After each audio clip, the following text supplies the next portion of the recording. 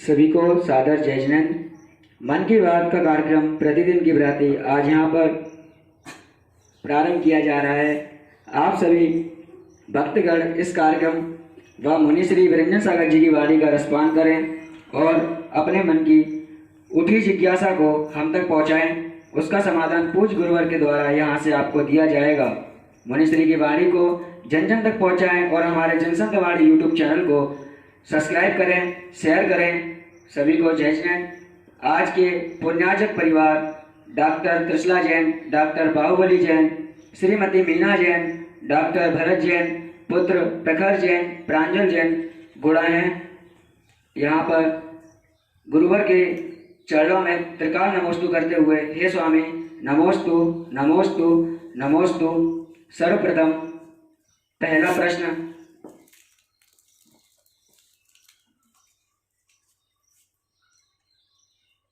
पहला प्रश्न आयुष जैन त्रिपुरा से कर रहे हैं गुरुवर। लॉकडाउन से देश की राजनीतिक तथा अर्थव्यवस्था तो प्रभावित हुई है, लेकिन क्या धर्म भी प्रभावित हुआ है?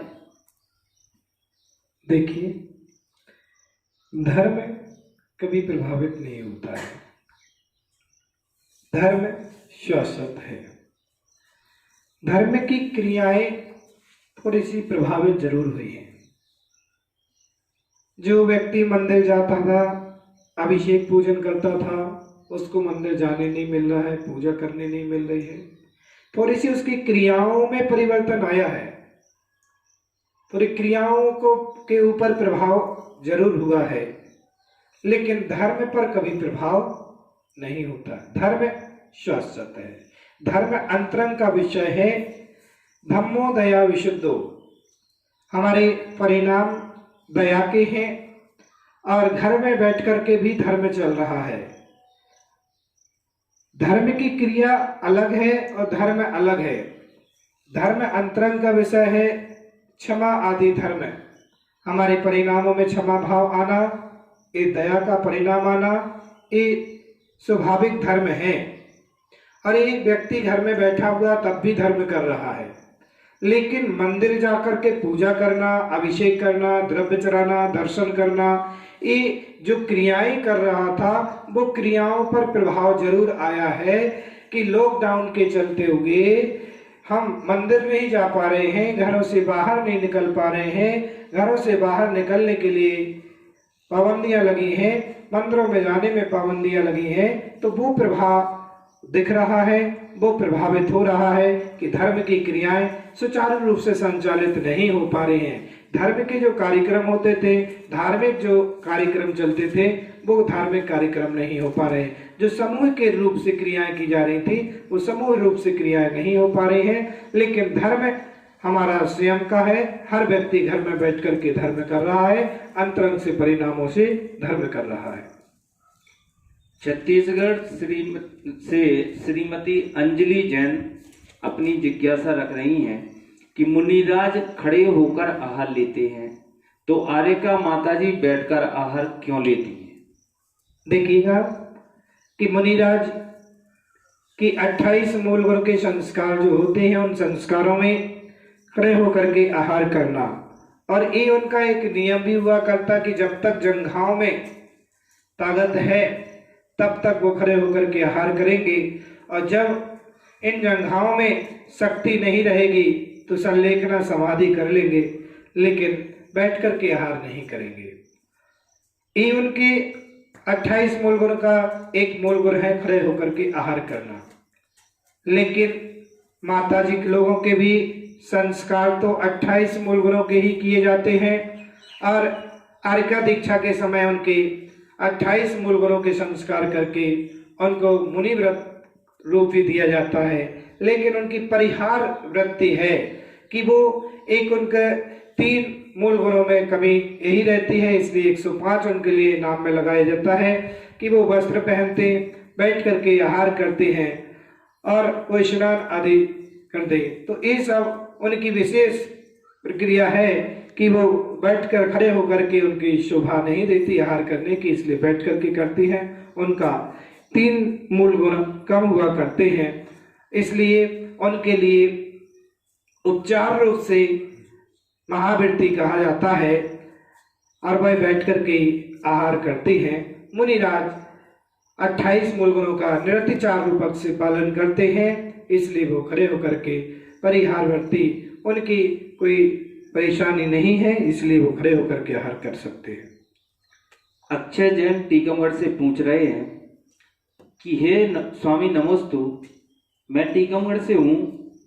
हे प्रभु, आप अंतर्यामी हो, शास्त्रों के ज्ञाता हो, आने वाले भविष्य का पूर्व में आपको अनुमान हो जाता है। मेरी एक मन की जिज्ञासा है कि यह कोरोना वायरस कब तक परेशान करता रहेगा।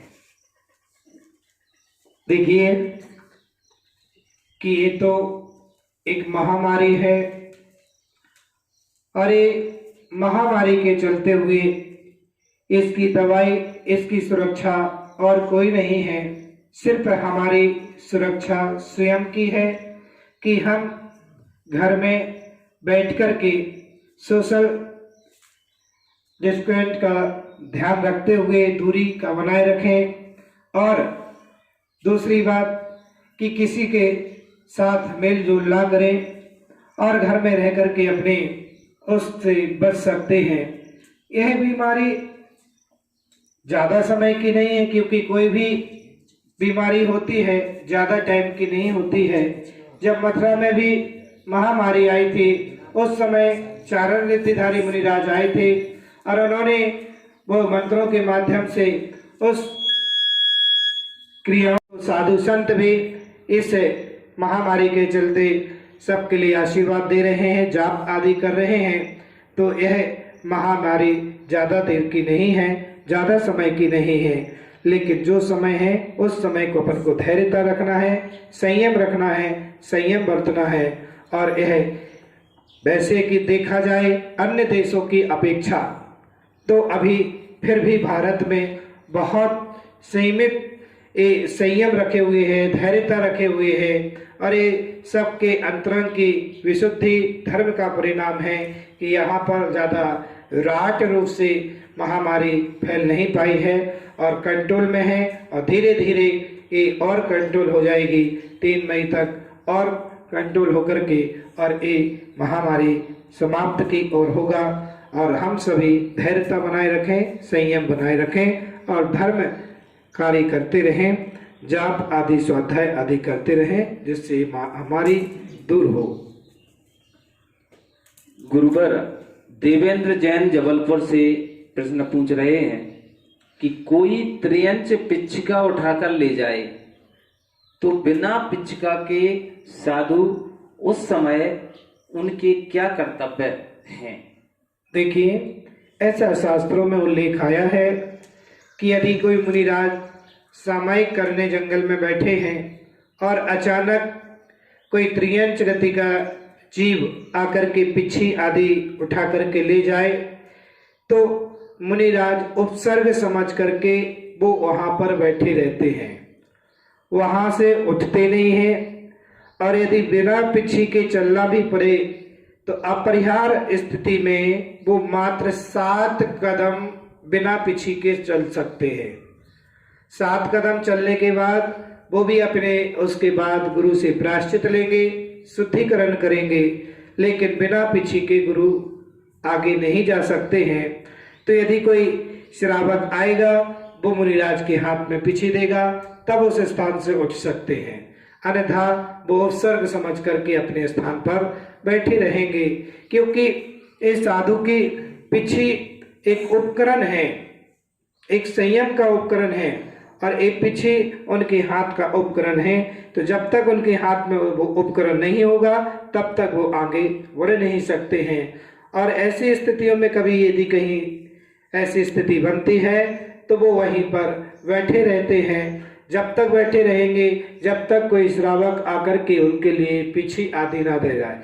ऐसा उल्लेख है आचार्य कुंद देव स्वामी के बारे में मिलता है कि जब वो विदेश क्षेत्र गए थे तो विदेश क्षेत्र जाते समय उनके वहाँ से पिच्छी उनके हाथ से गिर गई थी। तो उन्होंने गिद्ध के पंखों की वह पिच्छी बना करके और अपने पास रखी थी और कुछ समय के लिए उन्होंने उसको ग्रहण किया था।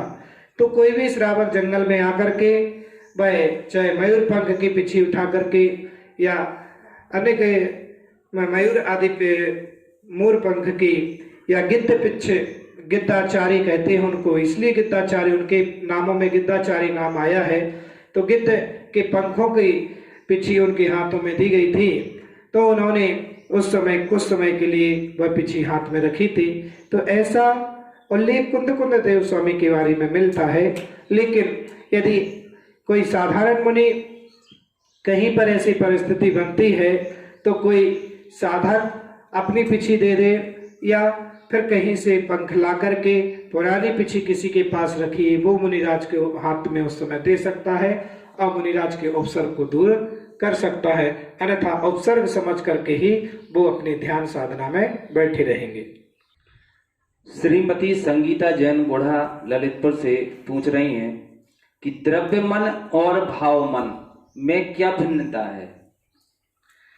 द्रव्य मन और भाव मन, द्रव्य से क्रिया करना द्रव्य क्रिया है और भाव बनाना भाव मन है।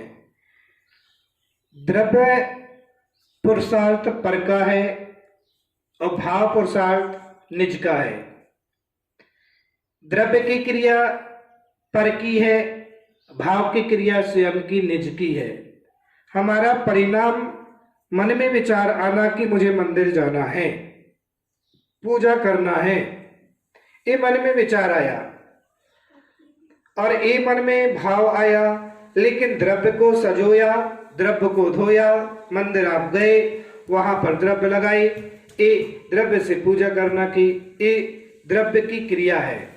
तो द्रव्य क्रिया एक बार यदि ना भी मिल पाए तो कोई बात नहीं, लेकिन भाव क्रिया को अपन को संभाल कर रखना चाहिए। आज व्यक्ति द्रव्य क्रिया पर विशेष ध्यान दे रहा है, लेकिन भाव क्रिया पर ध्यान नहीं दे रहा है।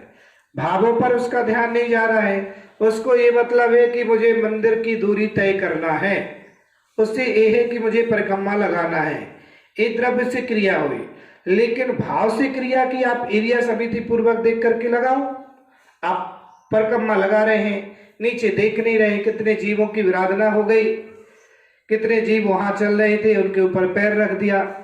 तो एक क्रिया अकेली करने से आपको फल तो मिलेगा, लेकिन सांसारिक फल मिलेगा। सांसारिक लौकिक क्रियाओं का फल वो संसार का सुख दे सकता है, लेकिन परमार्थिक सुख यदि प्राप्त करना है तो आपको भाव की क्रिया पर ध्यान देना होगा कि हमारे भावों में अशुद्धि ना हो, परिणामों में अशुद्धि ना है। मन संक्लेशित हो रहा है, मन बेमनस्ता का हो रहा है और आप पूजा करते जा रहे हैं, मंदिर में पाठ करते जा रहे हैं, तो उससे क्या हो रहा है कि द्रव्य क्रिया तो चल रही है, लेकिन भाव क्रिया पर आपका मन खराब हो रहा है। इसलिए पुरुषार्थ द्रव्य क्रिया के साथ साथ भाव क्रिया पर भी लगाना चाहिए, भावों को संभालना चाहिए। आज व्यक्ति भाव को नहीं संभाल रहा है, क्रियाओं पर ध्यान दे रहा है। आज के समय में क्रियाएं अधिक बनी हैं, पहले क्रियाएं कम होती थी और भाव को अधिक प्रधानता दी जाती थी। वह साधन कम हुआ करते थे, द्रव्य कम होती थी और वह अपनी क्रिया कर पाता था, लेकिन विचार भाव बहुत अच्छे होते थे। आज के व्यक्ति के विचारों में अशुद्धता हो गई है, क्रियाएं अधिक हो गई हैं, द्रव्य सामग्री द्रव्य से कार्य अधिक कर रहा है। तो हम सबको चाहिए कि द्रव्य बाहरंग का विषय है, भाव अंतरंग का विषय है। तो अंतरंग का विषय में पुरुषार्थ हम निज का स्वयं का कर सकते हैं। द्रव्य एक बार आप खरीदोगे, लाओगे, कहीं से मिलेगी, धोगे और वो नहीं कर पाए, द्रव्य पुरुषार्थ का निषेध नहीं करना है, द्रव्य पुरुषार्थ को गौर करना है। उस समय यदि आप द्रव्य से क्रिया नहीं कर पा रहे हैं तो भाव से प्रधानता है। जैन दर्शन में भाव प्रधान है, लेकिन द्रव्य का निषेध नहीं किया, द्रव्य से क्रिया तो करना चाहिए। इसमें बहुत सारे लोगों ने भ्रम डाल लिया है कि भाव प्रधानता को महत्व दे दिया और द्रव्य प्रधानता को गौण कर लिया। द्रव्य प्रधानता को मानते नहीं है कि द्रव्य से क्या क्रिया करना है, हमारा भाव अच्छा होना चाहिए, भाव पवित्र होना चाहिए।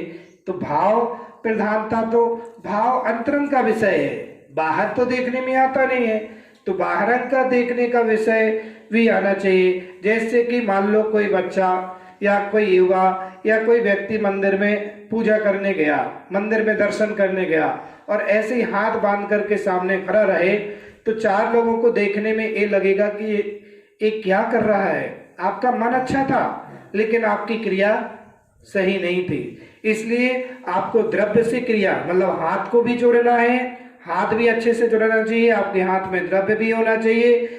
द्रव्य, क्योंकि जैसे कि कहा जाता है भोजन, थाली में भोजन है, ये द्रव्य है, और अंतरंग में भूख लगी है, ये भाव क्रिया है। लेकिन भोजन ना करो और कहो कि हमें भूख लगी है, तो भूख शांत नहीं हो सकती है। भोजन भी करना पड़ेगा तभी भूख शांत होगी। तो हमें क्रिया भी करना है और भाव भी अच्छे सुंदर रखना है। तो भाव भी, भाव पर का है, भाव निज का है और द्रव्य पर का है। तो पर के पुरुषार्थ को और निज के पुरुषार्थ को, दोनों को व्यक्ति को संभालना है, द्रव्य पुरुषार्थ और भाव पुरुषार्थ। हमें द्रव्य पुरुषार्थ भी पुरुषार्थ करना है और भाव पुरुषार्थ, द्रव्य मन और भाव मन। इस भाव मन में और द्रव्य मन में यही अंतर है कि द्रव्य मन पर का है और भाव मन निज का है। निधि जैन यूएसए अमेरिका से पूछ रही हैं, गुरुदेव कहा जाता है कि मंदिर मन में है, फिर मंदिर में जाना क्यों है? हम तो घर बैठे दर्शन कर लेते हैं, मन शुद्ध होना चाहिए, तो मंदिर जाने से क्या फायदा है? बहुत अच्छा है कि आपके मन में जिज्ञासा आई है कि हर व्यक्ति कहता है मन मंदिर है। मन तो मंदिर है, ये निश्चित है, लेकिन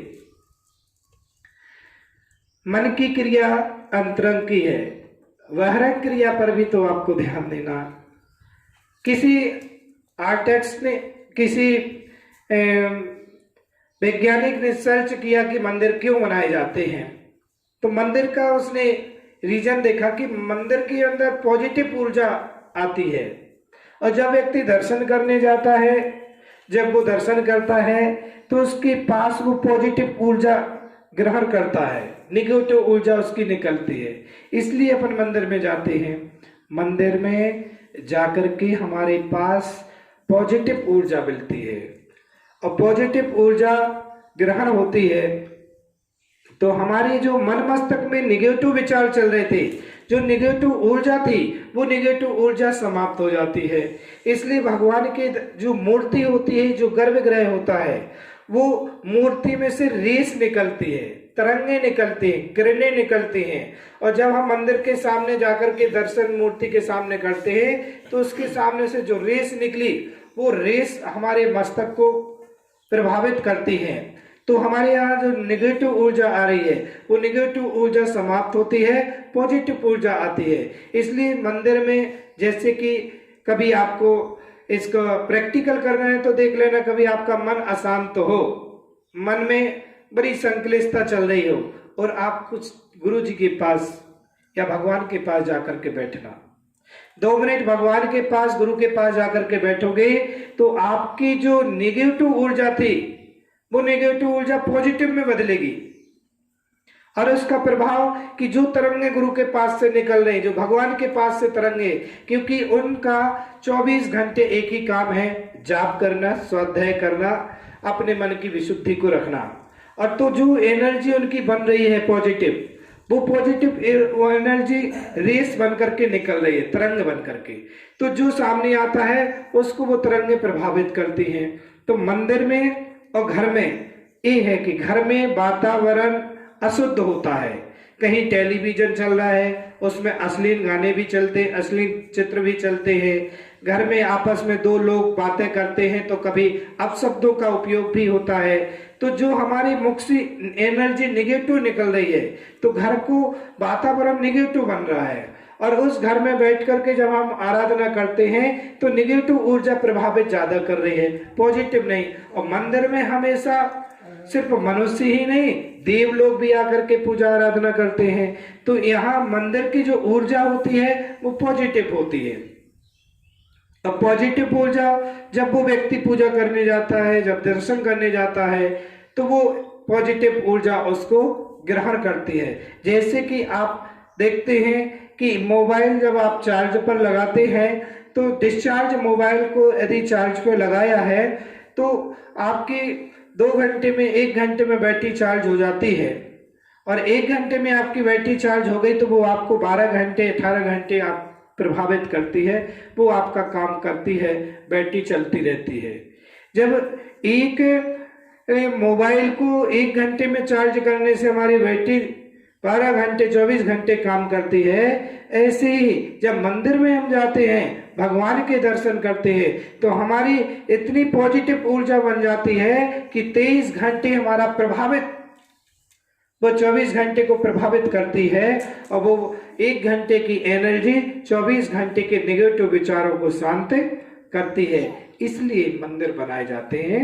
मंदिर का गर्भगृह का एक बहुत बड़ा उल्लेख वास्तु शास्त्र में कहा है, और ऐसा आया है कि गर्भगृह में जो शिखर होता है, शिखर से पॉजिटिव ऊर्जा रेस जो तरंगें होती हैं वो कैच करती हैं, और वो कलश होता है शिखर के ऊपर, वो कलश से जो पॉजिटिव ऊर्जा उस गर्भगृह में आती है, और जब उस मूर्ति में सूर्य मंत्र देते हैं गुरु महाराज, उसके बाद उस प्रतिमा में रेस तरंगें पॉजिटिव हो जाती हैं। तो जब व्यक्ति दर्शन करने के लिए जाता है मंदिर में, तो गर्भगृह के बाहर जब खड़ा होता है दर्शन करता है, तो जैसे भगवान पर दृष्टि पड़ती तो वो तरंगें, वो एनर्जी उसको कैच करती है, और उसके मस्तक में पॉजिटिव रेस जाती है, नेगेटिव रेस समाप्त होती है। इसलिए कहा है कि मंदिर में जाकर के हमें भगवान के दर्शन करना चाहिए। घर में मंदिर नहीं होता है। मन को शांत करने के लिए कभी विशेष परिस्थितियों को ठीक है, जैसे कि भोजन करने के लिए एक योग्य स्थान होता है, डाइनिंग टेबल पर बैठ करके ही भोजन करते हैं, और रसोई घर में अंदर बैठ करके जहाँ भोजन करते, भोजन ऐसा नहीं कि कहीं भी कचरा डला है, कहीं जहाँ चप्पल उतारी जाती है, जहाँ चप्पलों का स्थान है वहाँ जा करके भोजन करें, या कहीं ऐसी गंदगी स्थान में बैठ करके भोजन नहीं करते हैं, क्योंकि वहाँ की नेगेटिव ऊर्जा है, वहाँ प्रभावित करेगी। इसलिए हर चीज का एक स्थान होता है, मंदिर भी एक स्थान है जहाँ हम बैठ करके भगवान की आराधना करते हैं, भक्ति करते हैं, पूजन करते हैं। तो उस स्थान से बैठ करके हमें पॉजिटिव एनर्जी मिलती है, पॉजिटिव विचार आते हैं। तो हमें घर के मंदिर को कभी विशेष परिस्थितियों में आप नहीं जा पा रहे हैं तो ठीक है, घर में बैठ करके भगवान का स्मरण कर लिया, लेकिन सहज स्थिति में हमें जरूर भगवान के दर्शन करने मंदिर जाना चाहिए। वहाँ से हमें पॉजिटिव एनर्जी मिलती है और पॉजिटिव हमारे विचार आते हैं, भक्ति भावनाएं बढ़ती हैं। तो अब इस मंदिर का एक प्रभाव हुआ करता है और मंदिर से हमें बहुत अच्छे सद्गुण भी प्राप्त होते हैं। इसलिए मंदिर का प्रभाव है सबके लिए, भक्तों के लिए मंगल आशीर्वाद है कि आप ऐसे ही अपने मन की जिज्ञासाओं को अपने YouTube के माध्यम जनसंत वाणी चैनल के माध्यम से आप यहाँ तक भेजते रहें। आपके मन के प्रश्नों का समाधान मिलता रहेगा और इतनी दूर दूर रहते हुए भी आप सब गुरुओं की वाणी को सुन रहे हैं, देख रहे हैं। आप सभी भक्तों के लिए एवं जो इस कार्यक्रमों के पुण्यार्जक बनते जा रहे हैं उन सब परिवारों के लिए भी मेरा मंगल आशीर्वाद है। जिन शासन की, जिन धर्म की प्रभावना में आप सभी सहयोगी हैं, आप सभी जिन दर्शन की प्रभावना कर रहे हैं, उन सब भक्तों के लिए मेरा मंगल आशीर्वाद है। ओम शांति सर्वे शांति।